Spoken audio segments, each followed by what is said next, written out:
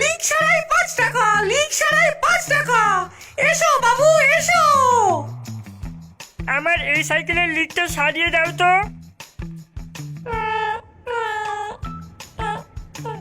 আমি তোমাদের সাইকেল সারিয়ে রাখছি, তোমরা ততক্ষণ একটু ঘুরে আসো।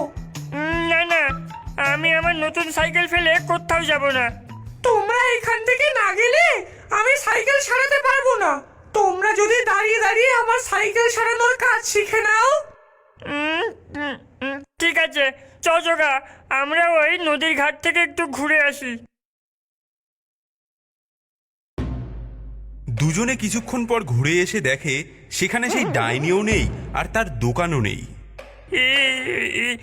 এবার কি হবে রে?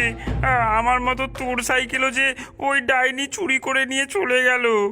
আরে ভাই, চিন্তা করিস না, আমার সাইকেলে আগের থেকেই জিপিএস লাগানো ছিল। এই দেখ, ওই সাইকেলের লোকেশন কোথায় আছে তা আমার এই মোবাইলে দেখাচ্ছে। এই দেখ, সাইকেলটা আশেপাশেই আছে। চল চল, ওই দিকে দেখাচ্ছে। এদিকে আয়, এদিকে আয়।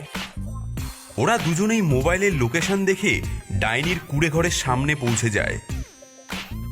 সাইকেলটা এই ঘরের ভেতরেই আছে বলে মনে হচ্ছে।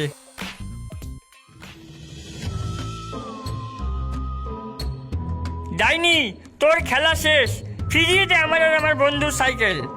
ও, তোরা খুঁজে খুঁজে আমার বাড়িতে চলে এসেছিস? বেরিয়ে যা এখান থেকে, না হলে তোদের দুটো করে আমি আমার জাদু বলে ব্যাং বানিয়ে দেব। আচ্ছা, তাহলে এই নে। এই বলে ভোম্বলোর মোবাইলে ঠাকুরের মন্ত্র চালিয়ে দিল। ডাইনি সেই মন্ত্র শুনে ছটফট করতে লাগলো। ওরে বাবা রে, কেলুম রে, এ কি চালালি রে তুই?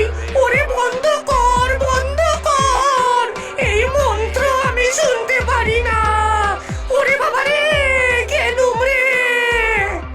বন্ধ করব, কিন্তু তার আগে আমাদের সাইকেল ফিরিয়ে দিতে হবে। হ্যাঁ, এই নে, এই নে, নিয়ে যা, নিয়ে যা তোর সাইকেল। চাই না, চাই না আমি এই সাইকেল।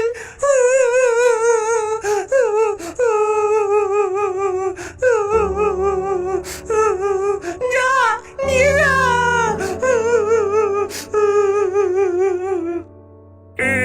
এই বুম্বল, এই ডাইনি এমন কাঁদছে কেন রে? তবে শোন, শোন আমার দুঃখের কাহিনী। আমি যখন অনেক ছোট ছিলাম তখন আমি মানুষ ছিলাম। আমার সব বন্ধুদের ভালো ভালো সাইকেল ছিল, কিন্তু আমার কোনো সাইকেল